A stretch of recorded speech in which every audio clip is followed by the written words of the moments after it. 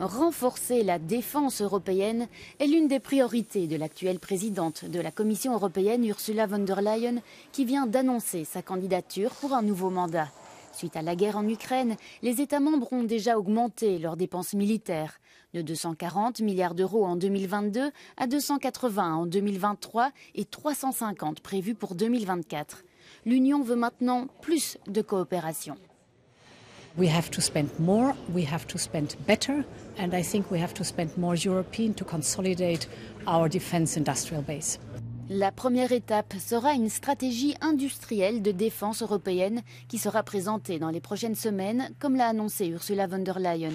Des idées circulent quant à l'achat en commun de capacités militaires, comme ce fut le cas pour les vaccins contre le Covid-19 ou pour la dette émise par l'Union européenne afin de financer les dépenses de la défense. Cependant, selon le chercheur Dylan Macchiarini-Crosson, il ne sera pas facile d'approuver de nouvelles mesures. At the moment, there is no agreement amongst EU member states, for example, on the joint purchasing by the EU on behalf of the EU member states of defense equipment from third countries or private companies.